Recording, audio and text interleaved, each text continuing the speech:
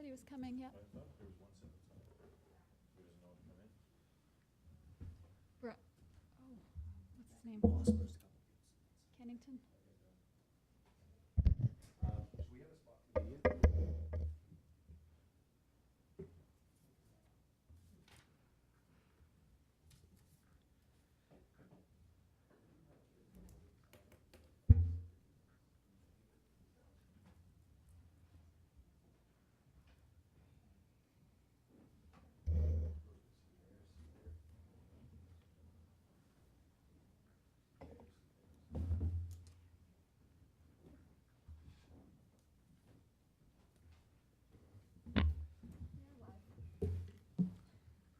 Okay, we'll call this meeting to order at 6:01 p.m.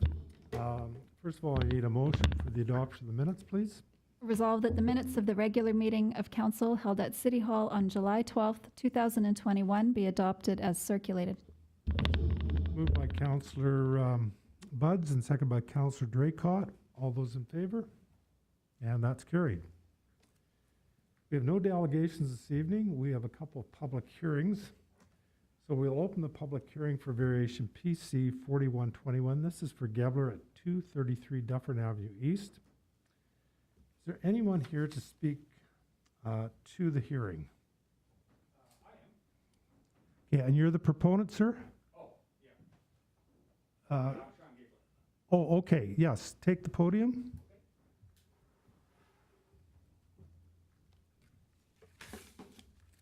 Go ahead. The floor is yours, sir. Yes, I live right on the corner of 3rd Street Southeast and Dufferin Avenue. And I have a autistic girl, and she's a bolter. She runs onto the street.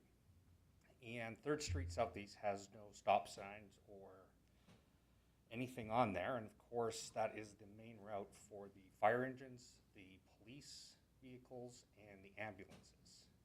And so we've had a few near calls where she gets away or climbs over the fence. And so I'm just wishing to raise the fence. It's a 4-foot fence right now, and I'd like to put either a 5-foot chain link or a 5-foot wood with lattice around, and that would serve 2 purposes. One is safety for my child, and 2, it also would be, I'd be able to put the dogs, I have 2 dogs, and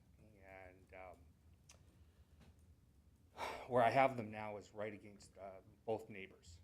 It's kitty corner to both neighbors, and they have dogs, and sometimes they bark all night, and we've had, anyways, it'd make it a lot easier on everybody, and I sent, one of them sent a email and a letter to council saying that she really would like us to raise the fence so that I can put the dogs, have an option of putting the dogs in the front so that they don't get away.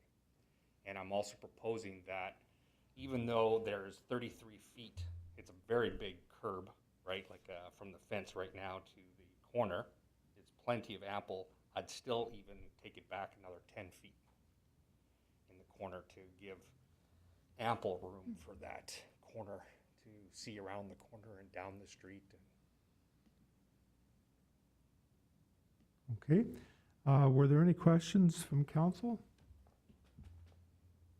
Councillor Draycott.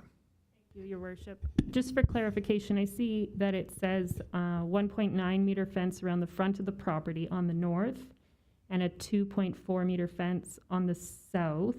Oh, yes. But what would be on the 3rd Street side? How tall would the fence be there? Is there a fence there?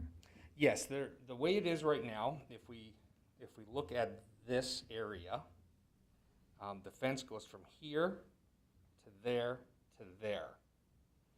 And that is the fence that I'm proposing is 3rd Street runs this way, Dufferin's runs this way. So there's a 4-foot fence here, and I'm wishing to put a 5-foot fence with a 1-foot lattice. And then here, right now, is I have lattice on top of the 4-foot fence with vines growing, where it goes back over here. And I just didn't, everybody seems to really like the vines, and I didn't want to cut down the pines. So it's been there for years, but Now that I'm wanting to do the variance, then they suggested that I do it all, because then they said we could make you cut it down, even though all the neighbors really like it, and it doesn't affect any of the driving. The only thing it would affect is us pulling out of the driveway, which has not been a problem at all. And you can see through it. Okay. It's just lattice. Sorry, go ahead, sir. Sorry, it's just lattice, like 1-inch lattice.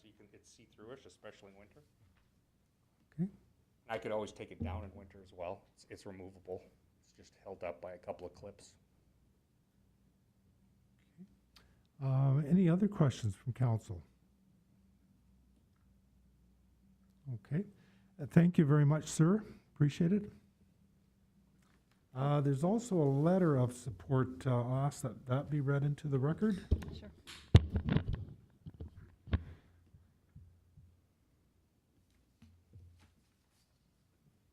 So this was a letter sent to Sean that was forwarded to planning.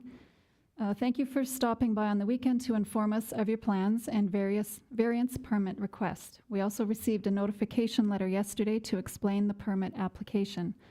With respect to your daughter's special needs and safety, we agree the height of the fence will better your daughter's safety, mental and physical health by utilizing the front yard safely. The heavy flow of traffic, plus with 3rd Street Southeast being an emergency response route, puts all of our children in danger. However, more danger is on a child with special needs who can climb the current height of the fence without notice to the parent and themselves. Again, with safety being key, the dogs will also gain the space needed to mitigate any noise they produce with their backyard isolation. With a large breed of dog, they are easily able to jump over the current height of the fence, which then puts themselves at risk due to high volume of traffic in the area. We wish you and the family all the best with safety and health endeavors. Kind regards from the neighbor Kirsten Peterson on 3rd Street. Thank you. And Yeah, I'd just add one other comment. go ahead. The reason I like the idea of the wood instead of the chain link is there's nothing to grab onto to climb. Okay. That was just one of the thinkings. Okay. Thank you, sir. Were there other speakers here opposed to the application? Can you take the podium, state your name for the record, sir? It's Wallace Anderson, and I've sent a letter in. I just wanted to be present. And my main objection into it is I'm not opposed to them having a higher fence, but I think it should be a see-through chain link because of the traffic trying to pull onto 3rd Street, especially with the current detour. You have to pull past the sidewalk in order to see traffic coming. And that puts pedestrians and kids on bikes at risk. And if it's a see-through chain link fence, I would not object. But with lattice and vines growing there, you can't see anything. And that's my comment. Okay. Thank you, Mr. Anderson. Did council have any questions for Mr. Anderson? Okay. I believe there was some other letters to be read into the record. Mm-hmm. We have 3 letters of objection. The first one on the agenda is from Alana Jack. She said, I am writing with comments, questions about the 1.9 meter front yard fence at 233 Dufferin Avenue East. Having a 1.9 meter high fence in the front yard will drastically decrease sightlines when turning at the corner of Dufferin Avenue East and 3rd Street Southeast. I am curious if the fence will be made of chain link, unlined, or another transparent material, or if it will be made of wood. This corner can already be difficult to turn at because there are frequently vehicles and trailers parked on the west side of 3rd Street Southeast, further limiting the sight lines for turning. Thank you for the opportunity to express my concerns. Alana Jack, 226 Dufferin Avenue East. And the next one is from Mr. Anderson, who just spoke. I am writing this in regard to Mr. Gebler's application for variance of his fence. Excuse me. I have some reservations as to his proposal. When he moved in, he had a chain link fence that you could see traffic coming on 3rd. He has since put lattice and vines on his existing fence, making it a dangerous intersection. People now have to pull past sidewalk to see traffic. If he wants privacy, that is what a backyard is for. It was his choice to move to a place with a small backyard. No one else gets to have a private front yard. I will possibly agree to a higher fence if it's chain link with no lattice or vines. I would also like to see the lattice and vines removed from the present fence. It is a safety concern. And as for his dogs, none of us neighbors asked him to move them to his front yard. We have asked him to shut them up as they are constantly barking all hours of the night. Yours truly, Wallace Anderson, 227 Dufferin Avenue East.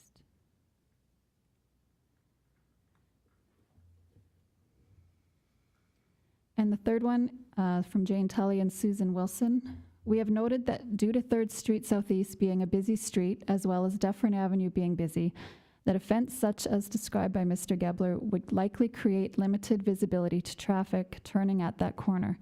Even now, there is often congestion of traffic when vehicles park on both sides of 3rd Street because visibility is limited. It is possible that this situation could be much more obstructive when it comes to the winter season and snow accumulates around the intersection. In conclusion, we feel it would be detrimental to traffic flow at the corner of 3rd Street and Dufferin Avenue. From Jane Tully and Susan Wilson, 225 Queen Avenue. And that is all. Thank you. Need a motion to close the public hearing? Oh, Oh, could I just sorry. make one comment? Yes, on go ahead, Mr. Gabler. Yeah, and again, I acknowledge all of those, and that's why I would totally agree to pulling back a meter and a half or whatever they showed me at the guidelines would be. Is I'd actually remove the fence that has the vines on that corner completely, on both 10 feet this way, 10 feet that way, and then build it at an angle. So that would give an additional 10 feet, which we looked at was not only accordance to the, it'd be lots of eyesight. But I also bought a chain link fence if that was better for everybody. But I would, regardless of how it goes, I would remove the 10 feet back, and there'd be no vines on it. So I totally hear all what they're saying, but I can guarantee you there would be no problem. And there is definitely, because that corner is kind of weirdly built, it comes out that way anyways. And now that the buses come that way, they can't navigate they can't make that turn if there's cars parked on both sides. So if I got the fence too, I'd be totally happy with saying that we could put no parking on my side.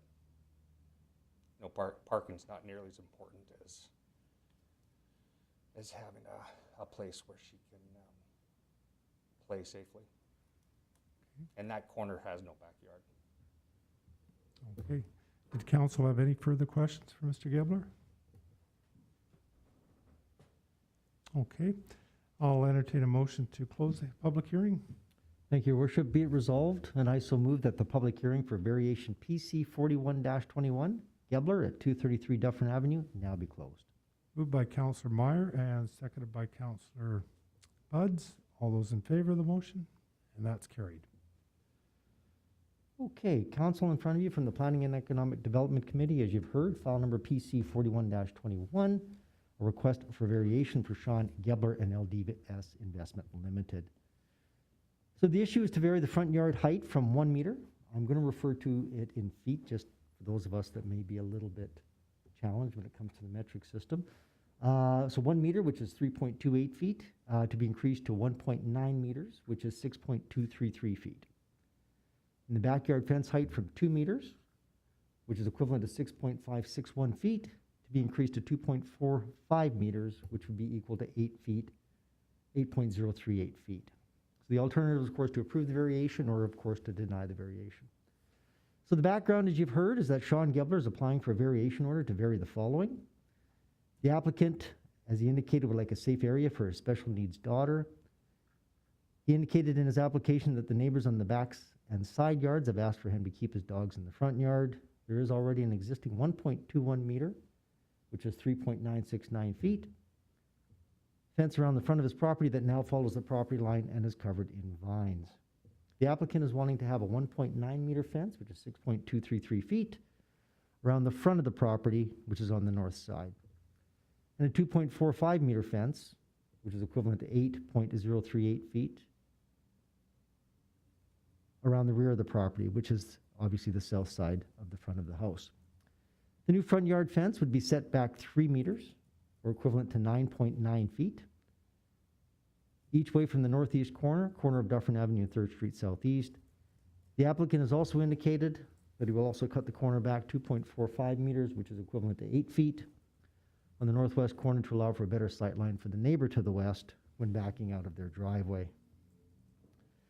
In the application, it goes on to say that if council feels that this option is not viable, the applicant would be willing to install a 1.524 meter fence, which is equivalent to 5 feet, around the front of his property.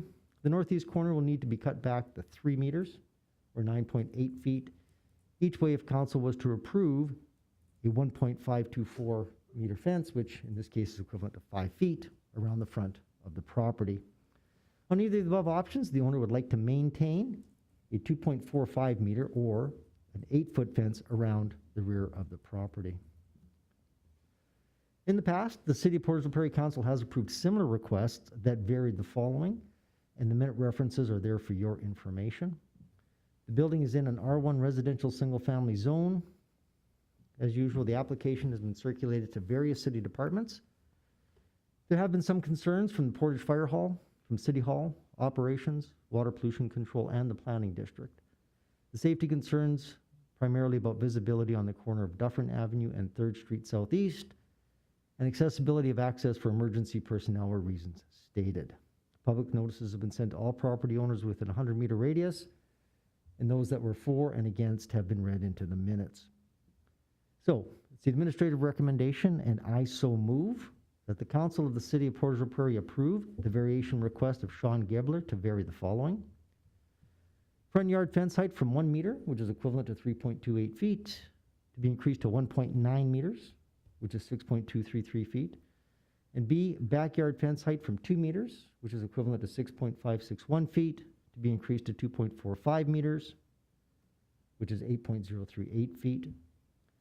At the property known as 233 Dufferin Avenue East, which is legally described as Lot 18, Block 16, Plan 21-428 in the parish of Portage la Prairie. Moved by Councillor Meyer and seconded by Councillor Buds. Questions or comments on the motion? Councillor Draycott? Thank you, Your Worship. I guess I would ask if we've had concerns from various departments in the city. Is there a happy medium? I know administrative recommendation is coming from the planning district, but I just see that there are concerns from the city, but I don't see any suggested solutions from planning on that. Through your worship to Councillor Draycott, I'm going to ask that our Director of Public Safety, Mr. Carpenter, come speak to that. Regarding safety concerns.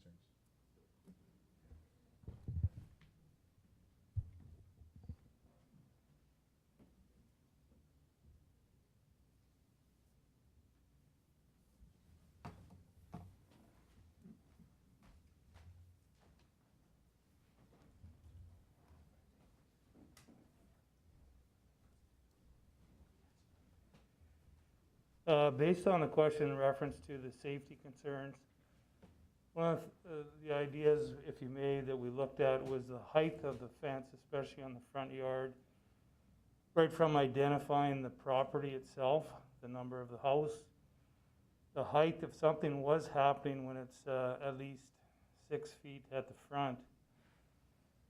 If there was something going on beyond that fence, the sight lines would be very high to recognize any dangers, and that would include police, the helmets if you're looking for that location in itself. Just pointing that out that we don't run across those issues. If it was truly secured, it would increase our time frame for responding, accessing that specific location. not knowing, again, whether it was gonna be chain linked or solid wood. Those would be factors that we would have to look at and consider. So that's why we addressed it as a safety concern. Any questions for Chief Carpenter? Council? Okay, thank you. If I may, Your Worship, Mr. Carpenter, could you maybe just speak, you spoke about visibility for first responders, but in terms of some of the concerns that have been brought up about traffic viewpoints, did you want to make a comment about that, emergency vehicles? Again, yeah, as pointed out, when we go respond to the south part of the town, responding to the south of the RM, we do quite often use third. So if we're responding down that street and with a higher fence and the visibility of oncoming traffic, that again adds to the situation as well, potentially. And again, just driving around those corners, the visibility would not be as good.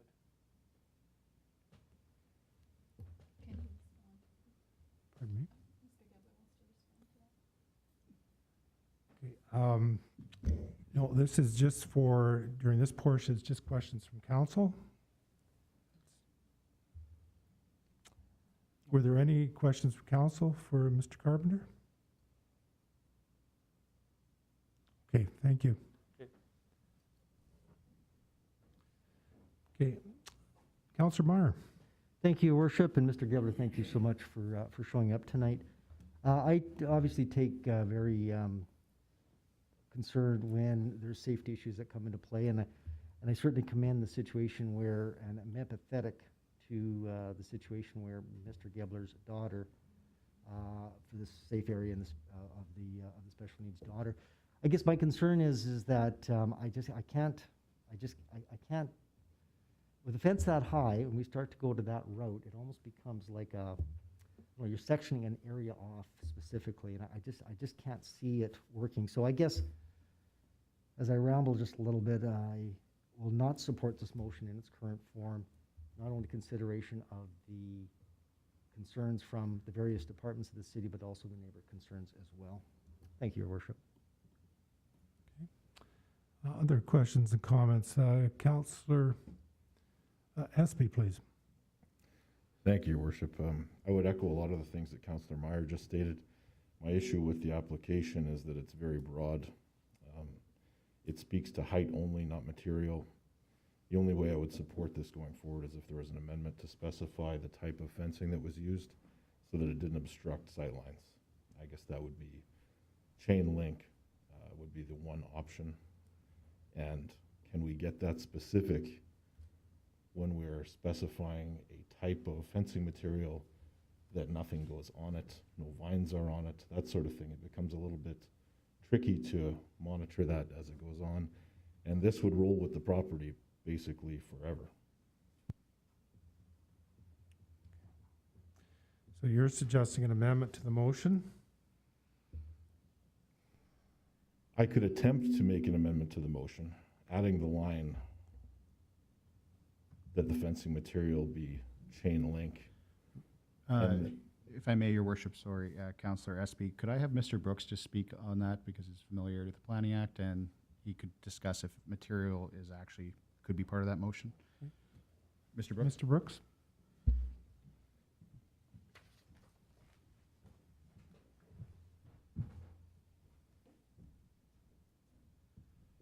So the question is, can we specify what he's going to use? I think as a condition on the approval, you could put it that he has to have, if you want to do chain link, unblocked chain link, you could probably put that as a condition on the variation order, yes. So I guess as a matter of procedure, does it go into an amendment then? If I may, through Your Worship, to Councillor Espy. Councillor Espy, in terms of your amendment, are you amending the height or are you just amending that it has condition of the actual material used? It would be the actual material, unblocked chain link. Through Your Worship, to Councillor Espy, I think that could be a reasonable amendment to the motion. it would need a motioner and a seconder. You making that motion, Councillor Espy? Yes, I Okay.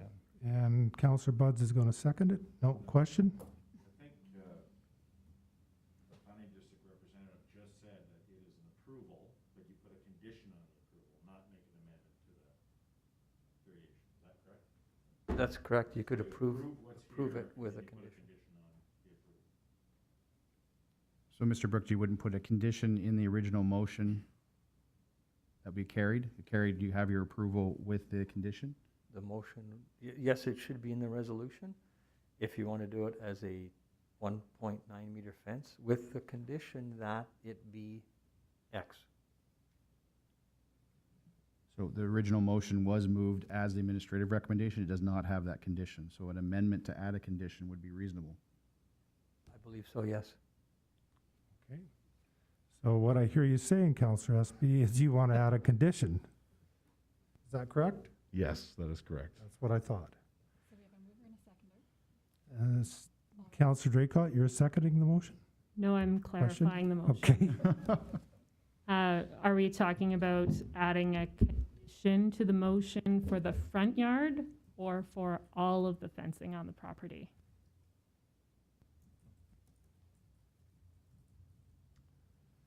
The condition on the motion would be for the front yard to be unblocked chain link. Perhaps I can provide some clarity, Council, as I understand it. So I believe Councillor Espy is saying the front yard height of, to be allowed to 1.9 meters, and it would be chain link fence. So I think there's some clarity to that amendment. We're bouncing around here a bit, but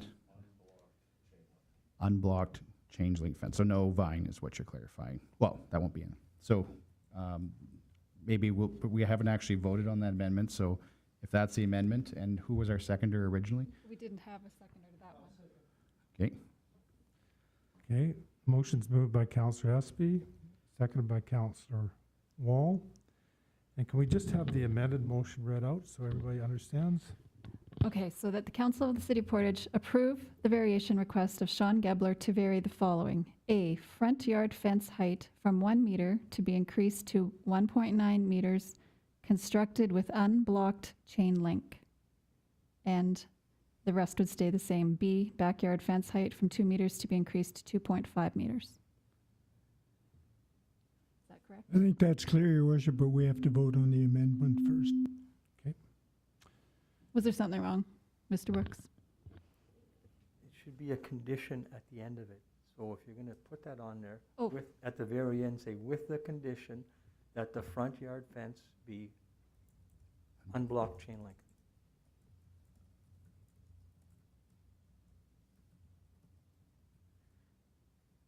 So A, front yard fence height from 1 meter to be increased to 1.9 meters with the condition that the fence be constructed with unblocked chain link. Fencing, And then the remainder of it after that. and then B stays as it was. So this is a vote for the amendment. Got a mover and a seconder. All those in favor of the amendment? And that's carried. Now we need a motion for the amended. We need a mover for the amended motion.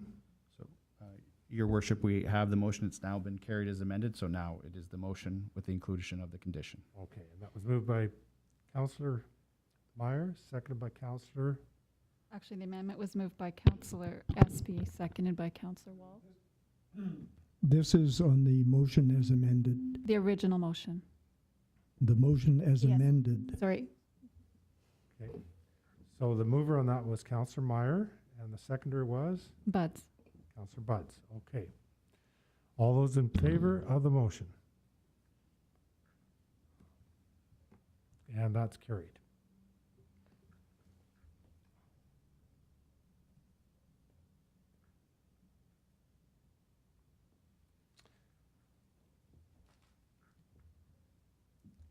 Okay, we'll open the public hearing for variation PC 4221. This is for Algrig at 489 Old Bridge Road.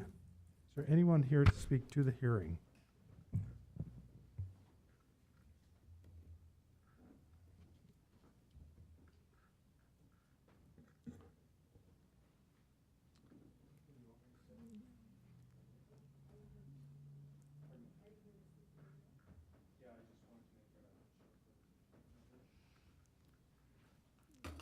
Could you state your name for the record, sir?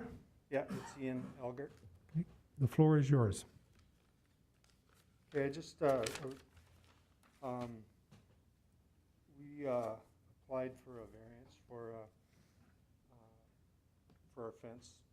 We've decided to put a pool in this year, and our fence is 5 feet. It's 350 foot long chain link fence that we had installed when about a year after we moved to Old Bridge Road. We moved there in 2017, and we put the fence in 2018. Fence company recommended a 5-foot height, as that was their standard for residential fences that they installed predominantly in Winnipeg. At the time, we didn't have any immediate plans for a pool in the future, and we weren't aware of the city bylaw that pool fences required a minimum height of 6 feet. So as I was saying, our fencing is approximately 350 feet long of chain link, and to alter it now to meet the city minimum height would be expensive and labor intensive, and for this reason we're asking for a variance. I'd like to note that we live in a quiet neighborhood at the end of a cul-de-sac with no through traffic. There aren't many children in the neighborhood at our end, and it's mostly middle-aged residents or retirement age, and most of the houses are widely spread out, and most are on 2 to 2.5 acre lots. We've started construction of the pool, but we're planning, once it's finished, we're planning to install a shorter decorative fence directly around the pool just to protect our dogs and our grandchildren from entering the pool area under our noses.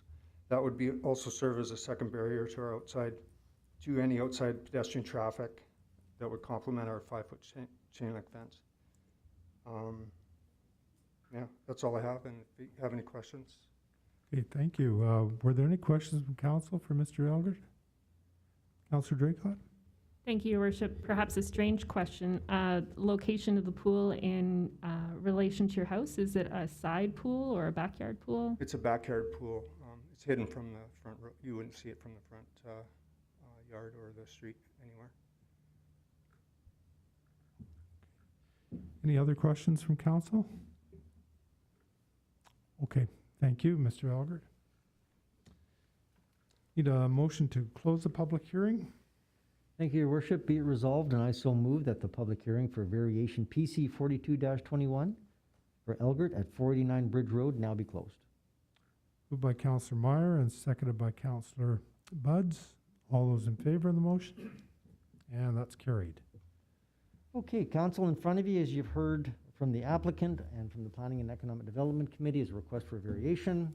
The issue is to vary the fence height around a pool of 1.8 meters to be reduced down to 1.8 meters, which is in reference to roughly 6 feet, to be reduced to 1.524 meters, which is 5 feet. The alternative is to approve the variation application or to deny the variation application.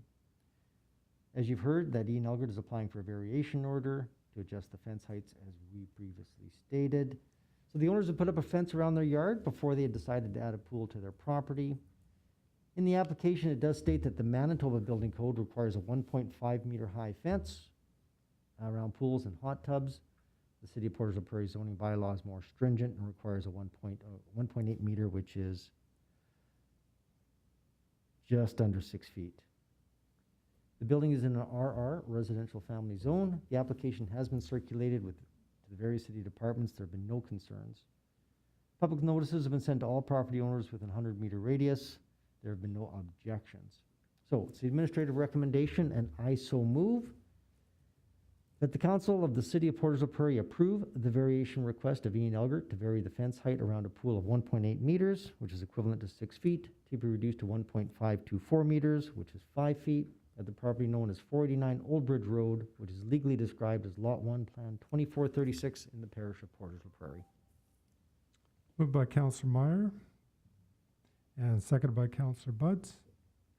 Any questions or comments on the motion? Councillor Wall?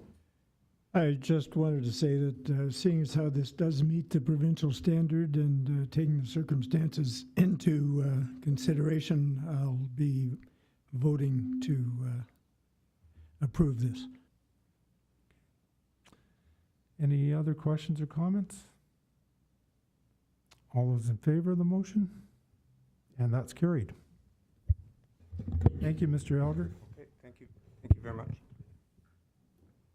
We'll move into committee. First up is Finance, Legislative and Property Committee. Councillor Buds, please. Thank you, Your Worship. A couple items in new business, but nothing in this portion of my report. Thank you. City Planning and Economic Development Committee, Councillor Meyer. Thank you, Your Worship. As well, I've got a couple items in new business, but nothing from the City Planning and Economic Development Committee at this time. Thank you. And Councillor Draycott, Community Services Committee. Thank you, Worship. Nothing for Community Services Committee at this time. Thank you. Councillor Wall, Waterworks Committee. Waterworks Committee has no report at this time, Your Worship. And Transportation Committee, Councillor Espy. Thank you, Your Worship. The Transportation Committee has nothing to report. Thank you. And Public Safety Committee, tonight, Councillor Wall. No, the Public Safety Committee has nothing to report. Thank you.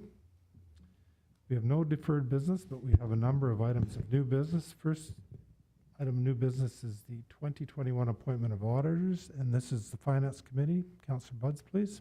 Thank you, Your Worship. Just a small housekeeping item. It is for council to approve the appointment of our auditors as per the Municipal Act.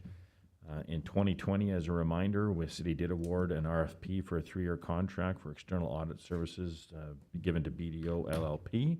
And so that covers off the fiscal years 2020 to 2022. And so that will be our auditor. So it is the formal recommendation that the Council of the City of Portage la Prairie approve BDO LLP as the auditors for the City of Portage la Prairie for the 2021 fiscal year. Moved by Councillor Buds and seconded by Councillor Espy. Any questions or comments on the motion? All those in favor of the motion? And that's carried. Next item of new business is also finance. This is the second quarter 2021 financial statements. Councillor Buds. Thank you, Worship. So for Council's review is our 2021 quarter 2 financial statements. And so we do have management go through, obviously on a quarterly basis, and they provide a detailed financial statement for us to review. And this process does exclude Q1 as the prior year final financial results are being finalized. So this is basically our first version, or first view of Q2 of 2021. So they use a team approach to meet and review individually with all directors, managers, and supervisors responsible for the financial results. Basically, we use this to project out where we are in the current year, and then as we get closer to completing the year, then we can start to take a look at some gaps. So either we're over budget or we're exceeding budget in some areas. We do have a breakdown with an explanation for council's review of anywhere when we have those exceeding plus or minus 60%. But I can tell you that on the other PDF here, you can see considerable surpluses on both the utility and general. There is going to be quite a bit of spending that's happening between now, as well as allocation of reserve funding. You see that in utility reserve transfer pending for Q3. So some of these surpluses will get used up, obviously, between now and the end of the year. However, it is another year of the city being very diligent in how it uses its budgeted funds through Q2. So it is a recommendation of your committee, and I so move that the Council of the City of Portage la Prairie approve the 2021 quarter 2 financial statements. Moved by Councillor Buds and seconded by Councillor Espy. Any questions or comments on the motion? All those in favor of the motion? And that's carried. Next item of new business is the May building reports, and this is City Planning and Economic Development Committee. Councillor Meyer. Thank you, Your Worship. As usual, Council, I draw your attention to the combined report. You will see one there specifically for the City of Portage la Prairie and one for the RM. But as a result, we look at it regionally.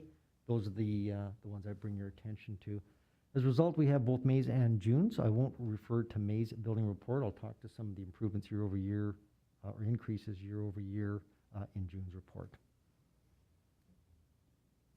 And that's all I have to say about May's building report. Okay, thank you. Sorry, that was a report for June and May? No, that was just my report for May. Okay, and report for June. Thank you, Councillor Your Meyer. Worship. I don't know if there's any questions on May's report, but we can certainly address them on June's report. Once again, Council, I draw your attention to the combined building report, both for the City of Portage and the RM of Portage la Prairie for the 2021 year-to-date over 2020 year-to-date.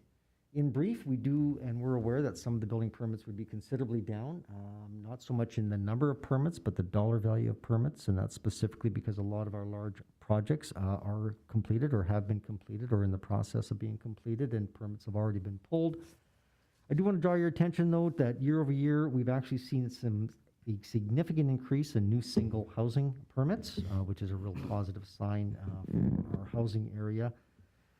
Commercial, we've seen some significant increases in commercial buildings permits year over year as well.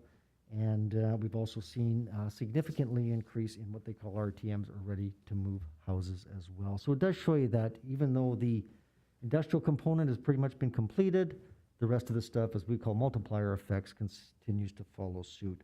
As we did mention, there was a significant decrease in the dollar value permits, but the permits are almost flat year over year, which is really good to see.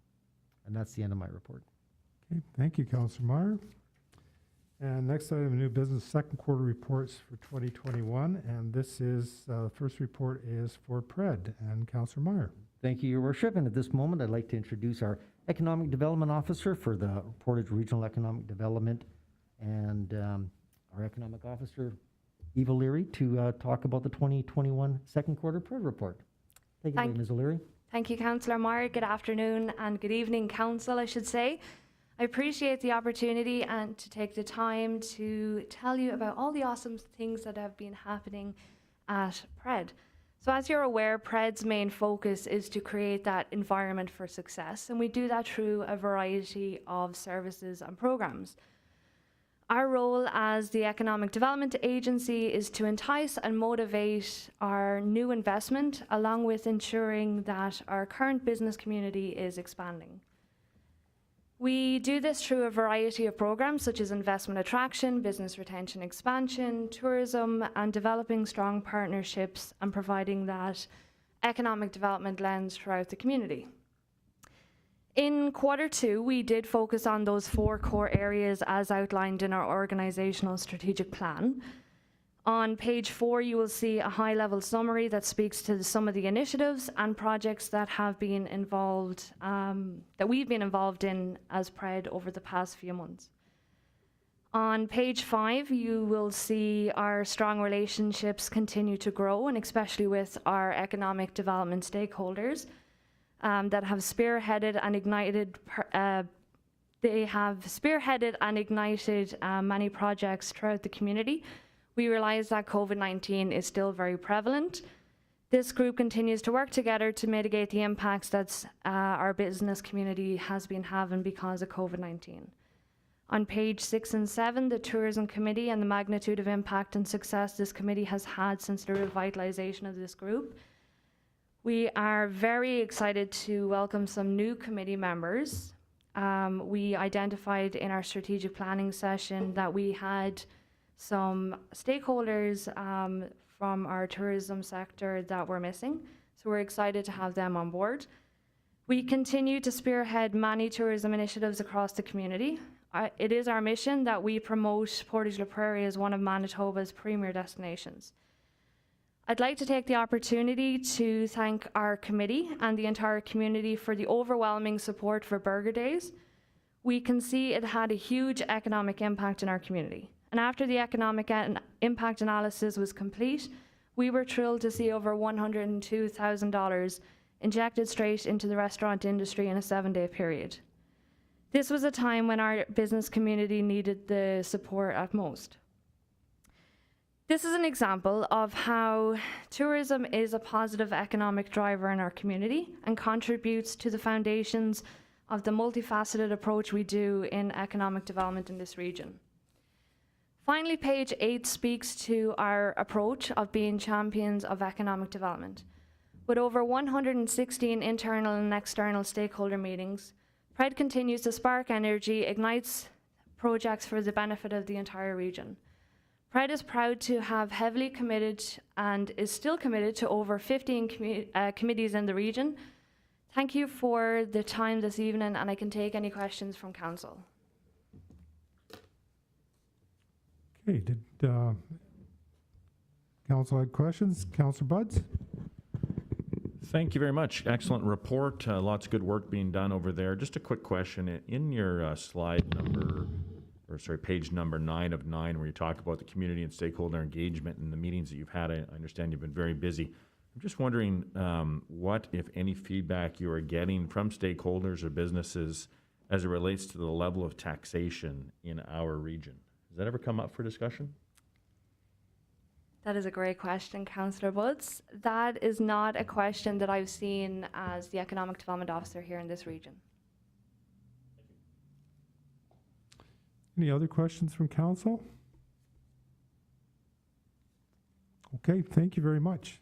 Thank you.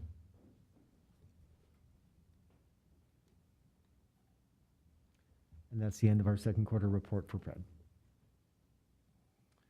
Thank you, Councillor Meyer. Next item of new business is second quarter reports for community services. Councillor Draycott, please. Thank you, Your Worship. I do have a number of quarterly reports for council this evening. The first one on the docket, of course, is the Heritage Advisory Committee. So the second quarter was actually very busy for the Heritage Advisory Committee this year, including the Heritage Advisory Committee's Historic Photographs of Portage la Prairie, receiving the Margaret McWilliams Award. So this is a book prize in the Manitoba Historical Society, which is a great honor for that book. That is doing very well, and I think there still are a few copies available, but I think it is dwindling. And as well, there was a conversation with the Herman Pryor Center regarding the decal project for the windows.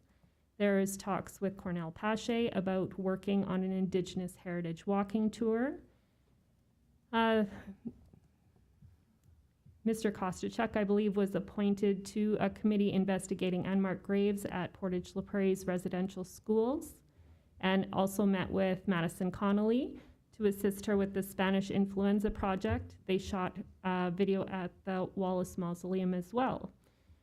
Several inquiries and queries, as well as contributions to the Memories Facebook page.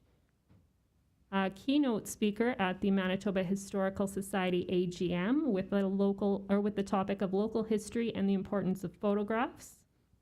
Looks like Mr. Kostachuk was also appointed to a committee organized by the Manitoba Historical Society to serve as a member advising of rural heritage. Photographs all the heritage signs on the crescent and started designing new ones as well. Some replacement signs will be new and some of them will simply be updates. Oh, I do apologize. If Mr. Kostachuk would like to come up, he can definitely continue on with the report. I apologize.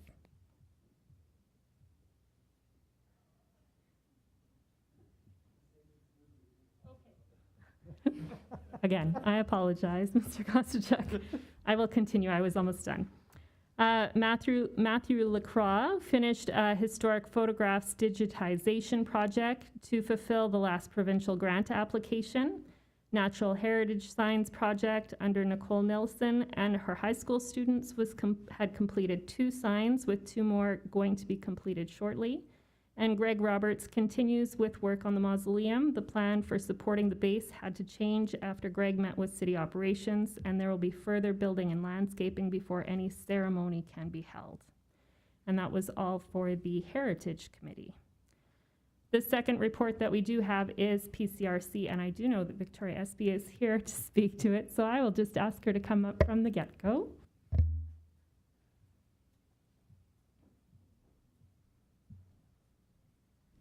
Good evening, everyone. Thank you for the invitation to speak to our second quarterly report this evening. It's grown to 12 pages long, so I'll just pick out some key highlights of the past quarter. So recently, the Local Immigration Partnership wrapped up the Economic Development impact study on immigration to our community, and we will be sharing that report with council this fall.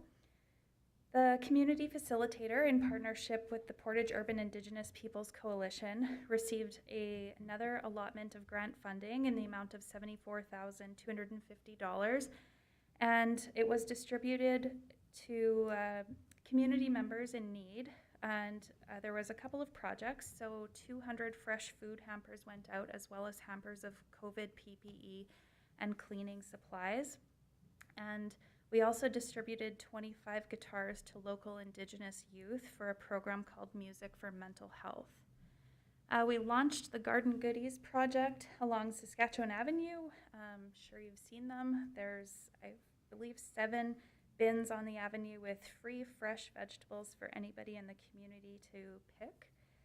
We also launched a Crescent Lake cleanup with over 75 people attending that. And we wrapped up our point-in-time count. A point-in-time count is when we get together a bunch of volunteers, and over a 24-hour period, we do a homelessness count in our community. So that report is just being finalized as well, and we will be sharing that with council also in the fall. We also continue to run our Urban Indigenous Vaccine Clinic, so that has been running since May.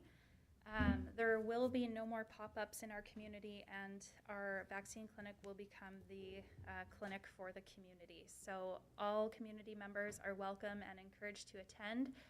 We're still open on Tuesdays and Wednesdays from 11 a.m. to 6 p.m. It's a very welcoming environment for Pfizer vaccines, so anybody aged 12 and up. And shortly we will also be doing mobile clinics. So very exciting, and everybody has been very busy, but those are some of the highlights. And I can take any questions if there are any. Are there any questions from council? No, thank you, Mrs. Espy. Thank you. Yes, thank you very much for your report for us this evening. My third quarterly report is for the Parks Committee. So it's some exciting news for the Parks Committee as well. Work is near completion on the McCain Interactive Fountain. We're just waiting for initial connection and having some water spray. So stay tuned for that date when hopefully we'll be able to have a little bit more hot weather to enjoy the water feature this year. And of course, continuing plans for the proposed skate park also during this quarter for the Parks Committee. And finally, Public Arts Committee, their quarterly report outlined some details with the Parks Committee about the public art element on the interactive water feature. And activities begun in this quarter include discussions with the public art piece for artist Casey Adams, an Indigenous artist who has done some profound work across the country, and the committee is working on feasibility for potential locations for a new installation for an art piece from Casey Adams. So something to look forward to on that as well. And that is all I have for the Community Services Committee quarterly reports. Thank you, Councillor Draycott. And we have second quarter reports for Waterworks Committee. Councillor Wall, please. Thank you, Your Worship. I'll just touch on a couple of things. The second quarter water production daily average increased. That's due to industry. Phase 2 and 2A and 2B will be closed out with final commissioning of the ozonation system. The functional design of the proposed water plant expansion has been completed and the final report was received. Water treatment plant is operating near capacity each day with no redundancy or additional storage capacity for the increased demand in water. This could impact the reliability of water for our industrial partners if facility needs to be offline for extended periods. At the Water Pollution Control Facility, the effluent average for quarter 2 was down slightly compared to the same period of 2020. The effluent was compliant for all necessary reporting parameters in this quarter. The wastewater upgrade project is ongoing, and administration is working to complete the final request for proposals and project agreement documents that will be issued to the shortlisted bidders. In the Waterworks division, in Q2, there were 2 curb stops repaired, 1 fire hydrant lead, 2 water main breaks, 2 force main breaks, 2 sewer main breaks, and 1 sewer service line was completed. Staff have been assisting contractors as required and performing maintenance duties of the sewer main. That's all I have for the Waterworks Committee. Okay, thank you, Councillor Wall. And second quarter reports for Public Safety Committee, and tonight that's also you, Councillor Wall. Yes, it is. I have gone over them. I don't know that I can answer any questions. They're mostly numbers that I think are pretty much self-explanatory.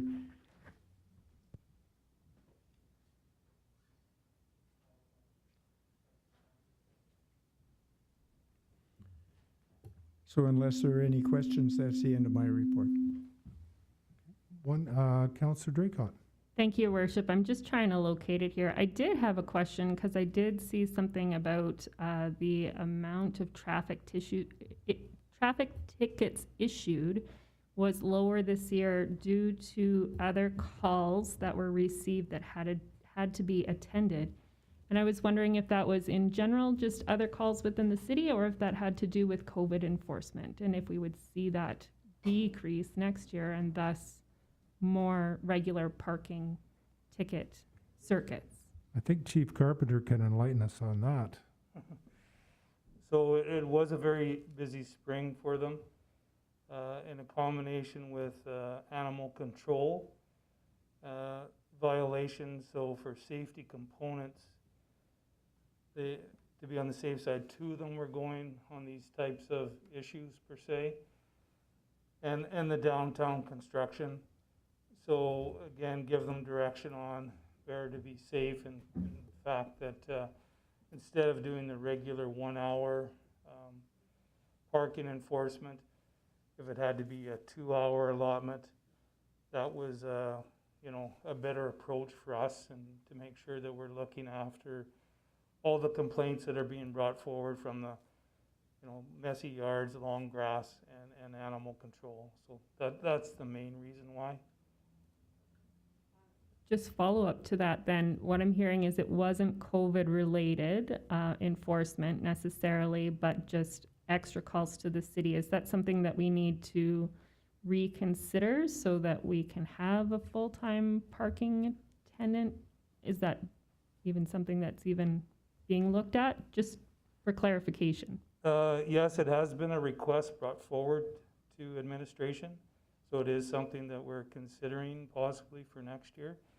Definitely COVID was part of the solution, but they did supply other officers to deal with the COVID component. So we still had our dedicated people that were looking after bylaw, parking, and animal control. Plus, they had the capability of supplying more manpower to help with enforcement of the COVID. Mr. Pito, did you want to add Yeah, something? if I may add on to that comment, Your Worship, to Councillor Draycott, a couple other considerations is, of course, COVID, we have seen less congestion in terms of parking downtown, construction, as Mr. Carpenter mentioned. But also, when we look at just priorities in the spring, there's a lot of calls for concerns for unsightly properties. You'll see in the report, 46, I think, was the number.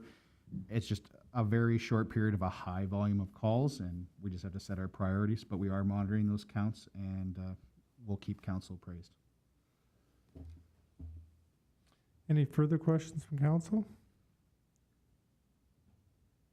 Well, I want to say this. I know that bylaw has been quite busy, especially on the unsightly properties, and I appreciate the work they're doing. I've heard from people in neighborhoods where complaints have been lodged and properties have been cleaned up after that, and it's a lot of work and takes a lot of effort, but I could tell you the neighborhoods certainly appreciate that. So if you'd pass that on to the bylaw people, that'd be great. Thank you. Will do.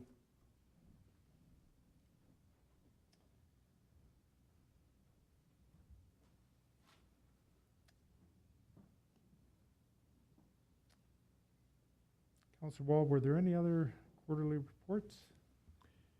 There is an RCMP quarterly report, and as I stated, it's mostly numbers relating to different types of cases and so on, and I am probably not the best person to answer questions regarding that.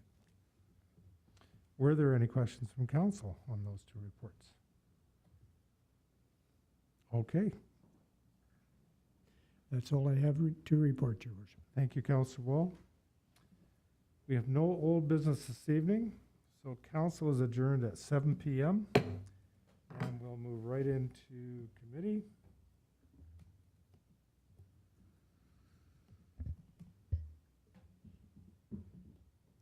Call committee to order at 7:01 p.m. First up is Finance, Legislative and Property Committee. Councillor Buds, please. Thank you, Your Worship. Your committee has nothing to report. Thank you. City Planning and Economic Development, Councillor Meyer. Thank you, Your Worship. The City Planning Economic Development Committee has nothing on the committee report tonight. Thank you. And Community Services Committee, Councillor Draycott. Thank you, Your Worship. I don't have anything on the agenda. However, I would like to invite from PCRC Victoria Espy, Mr. Kostachuk, and Robbie Longclaws to give us just an update on the shelter as well as Community Ante, a new initiative.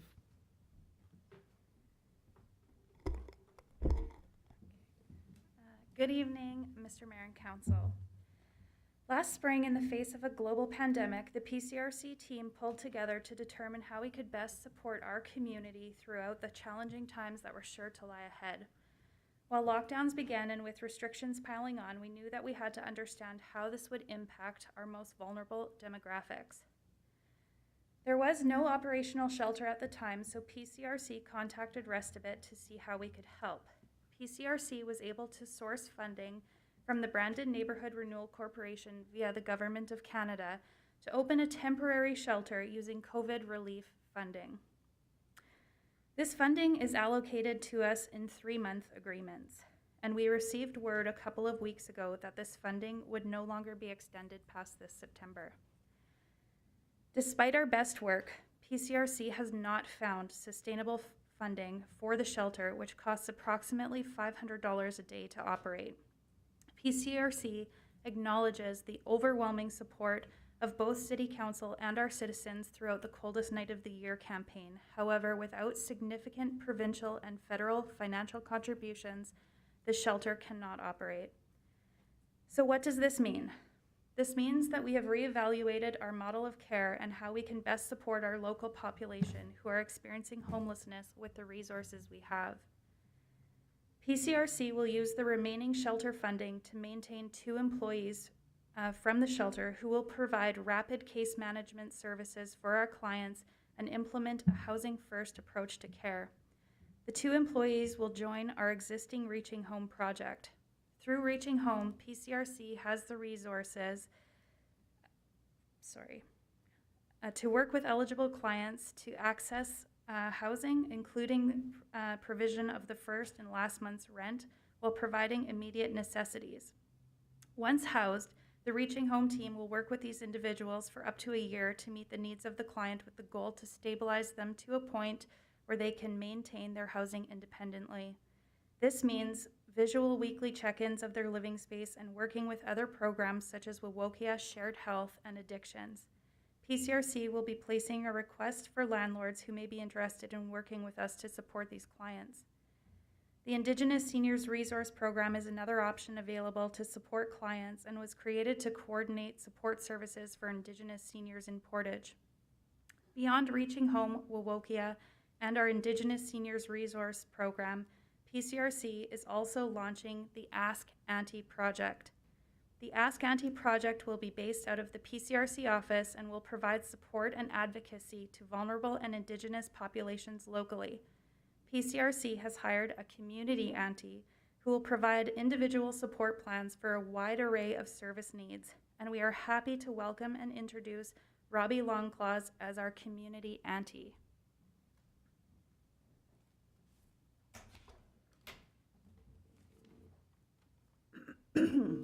Good evening, and thank you for having me here. My name is Robbie Longclaws, and I am the community auntie for the Ask Auntie project. The Ask Auntie project is a program that supports our urban Indigenous community with direct local support for youth, families, and our vulnerable. We are based on culture, advocacy, and outreach. We will be working closely with Portage Urban Indigenous Peoples Coalition, Reaching Home, Wowokia, PCRC, and other community supports. The community auntie helps by providing programs and services for our youth, families, and vulnerable population with activities that support wellness and by sharing relevant information. We give direction and help in areas such as housing, transportation, healthcare, attaining identification, education and employment, and outreach and more. The Ask Auntie program was developed in Brandon, Manitoba in 2001 through the Brandon Neighborhood Renewal Corporation and provides direct support advocacy to vulnerable Indigenous population. Any questions?